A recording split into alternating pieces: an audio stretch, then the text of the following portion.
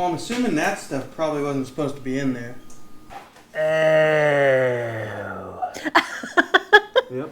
Something is missing from right here.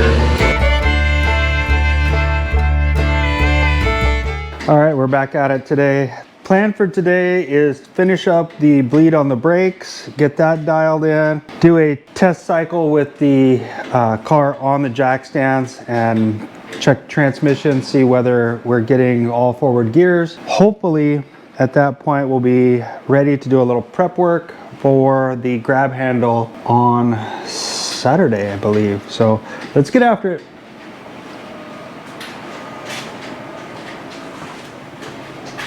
So the reason that it's out that far is because on Tuesday when we were doing this, I was bumping all the way up against the bar before I would get to the end of the stroke. So I lengthened the rod out. So let's check swirl in here. It's not moving the fluid. Another little bubble come up in it. Another little bubble.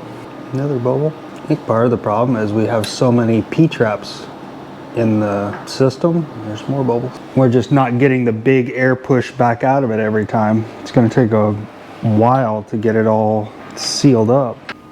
I can see quite a few bubbles. The actual bubbles are coming up back here.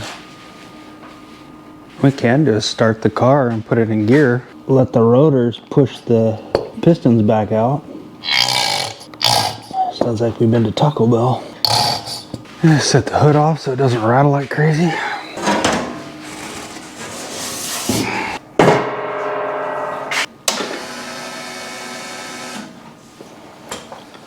Fingers and toes.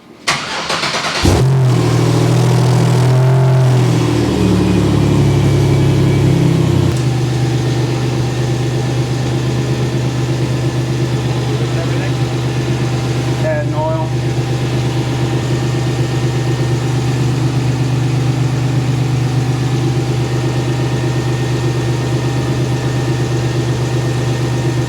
Okay.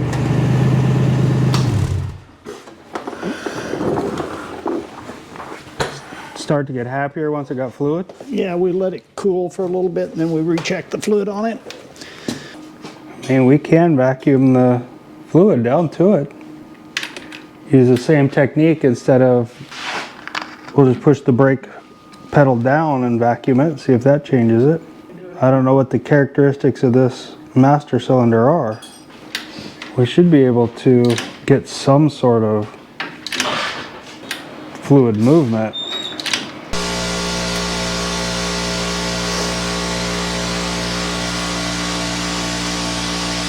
You're not moving any fluid.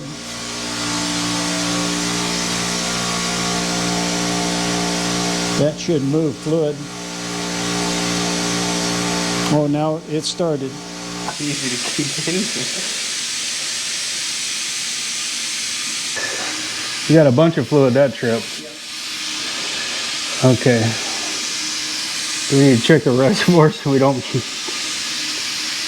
so I didn't suck that much fluid out of it. So what I did is I pushed the pedal down while I held pressure on it. Yeah, but you shouldn't have to. It should transfer fluid through it without that. I think you're getting pretty solid fluid out of there now. Well, we took an air hose and blew in this thing and shot it back out. Move the piston back to the top. See if we couldn't get it to start actually moving fluid. Down.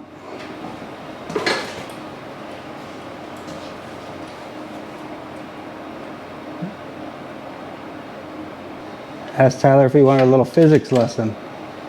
You can't compress a liquid, but you can compress a gas. So air is compressible. Brake fluid or water or anything like that is non-compressible. That's why a hydraulic system works.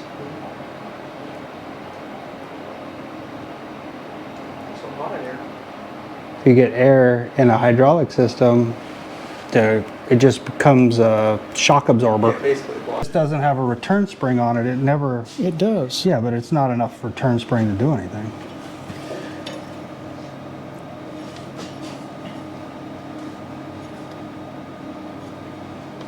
Because you can feel it. It's not. It's still right against the. I don't think it's going to ever come off of it. It should have. Can you push it away? Is it? That's better right there. So here's the problem though, is as you do that, this gets really close. If you ever have to get really gnarly hard on the brakes, you might come up against this before you get much push on your pedal. I don't know that it ever will, but. Well, You can push it down. I don't think so. If you got to press that hard on the brakes, it's too late. Well, It's too late. the problem is you're on the brakes that hard a lot. It's getting a lot. Yeah, no, Well, it'll just pull right through the brakes. Yeah, that's true. It'll pull through the brakes. So you're, in a lot of places, you're on it as hard as you can push them and wishing you had a little more. But you got to have enough return that the piston comes back to the clear, to the release position. I mean, if I fully step on it, like push myself into the seat as hard as I can get it to touch. But it seems to fill back up all right now that it has pressure already. Well, we can try it there and see what it does.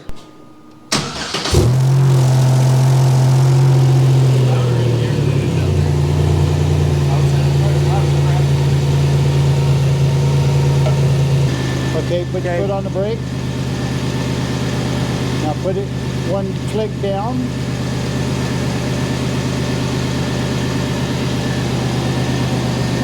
It should instantly load it. Transmission's got to come back out. You know, that's almost like first gear, not second. Good news, bad news. Good news, we figured out our problem with brakes. We now have brakes. We can stop. However, it looks like we may have found a transmission problem. We fiddled around a little bit off camera. Definitely have some more research to do, but not looking so hot for trans right now. We'll keep you posted, let you know what we find. We've come to the end of the night. Didn't get quite as much done as we wanted, but we'll be back with you shortly.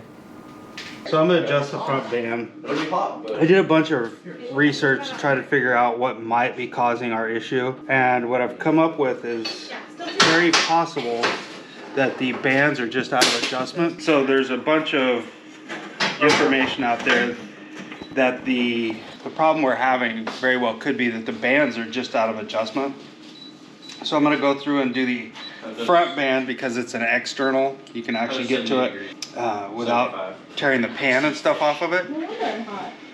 So we're gonna try that. The hope is that we'll be able to make this adjustment and remedy this weird no drive issue that we have. But I mean, at this point it doesn't work. So if this doesn't fix it, we're out nothing but some time.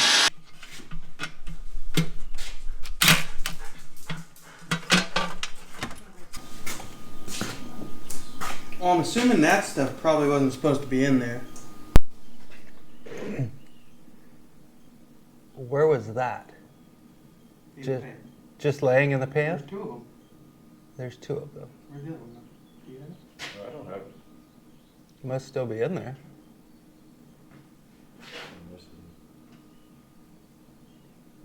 What the crap are those? So those came out of it when you drained it? Yeah, I just pulled the pan off of it, And they were just sitting and they were just laying in the bottom of the pan. Yeah, we need to, where those are from? yeah.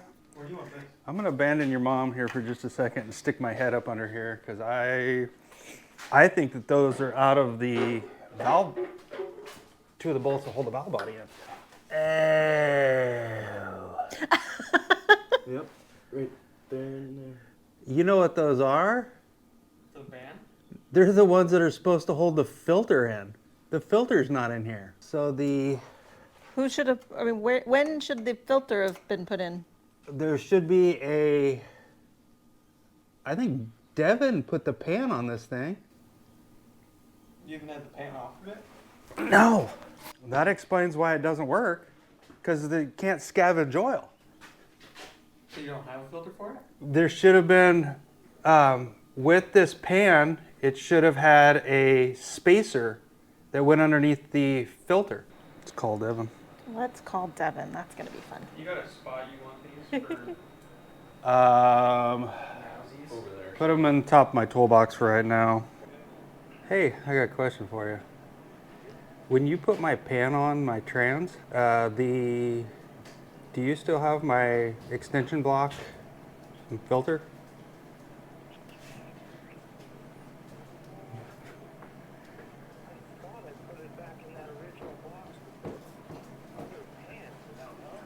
I don't have my stock pan. All I have is the pan that was on the car when I picked it up. I couldn't get the damn transmission to work. It wouldn't go in low gear. I adjusted the external band on it. I'm like, man, it still doesn't work. So I'm like, well, I'm gonna adjust the internal band. So I pulled the pan off of it, or Tyler pulled the pan off of it.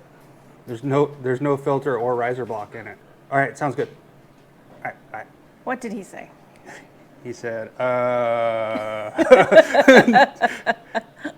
He's like, didn't I throw that in the box of stuff I sent you? I'm like, no. He's like, I should have thrown that and the pan that came off of your trans. I'm like, I don't have a second pan. He's like, crap. He's like, yeah, I just dry fit those. I don't install all the pieces in it. I'm like, well, I looked at it and assumed that it had all the parts in it. I just snugged all the bolts up and checked it. And so that's the reason the Transmission doesn't work? That's not the reason that it leaks out the front seal, other than the fact that it may have been so full that it was actually puking out of someplace else. So we know exactly what the problem is. Hey, Pop, I fixed the transmission problem. I solved it. I solved it. Kind of on me, but that's cool. There's no extension block or filter in the trans. What? There was 2 screws in there, though. There's 2 screws laying in the bottom of the pan. He said, we just called him. He said he only dry fits it. He doesn't put all the components in. So Devin changed the pan on it. So Never put a filter in it. it takes a riser block, so an extension block, to drop the filter down. That's why it wouldn't scavenge until it got 3 gallons of oil in it. Something is missing from right here.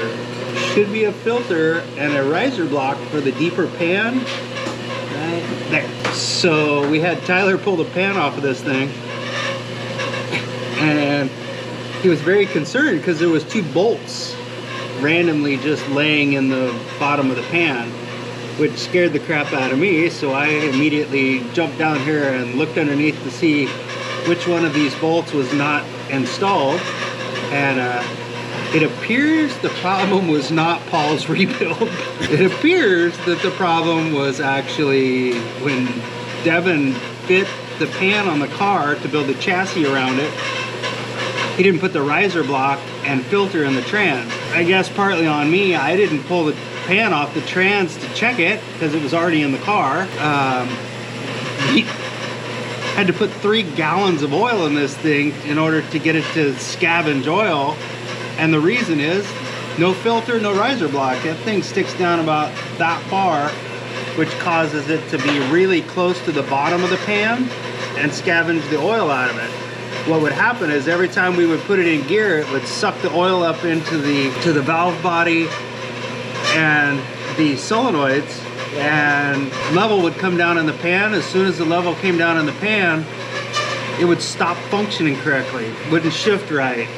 And sure enough, that is the culprit. I guess the good news is trans doesn't completely have to come back out of it right now. We do have a leak up here someplace, which means the trans eventually is probably going to have to come back out of it. But to this point, it is what it is. But we'll move on to the next project because this is not getting fixed today.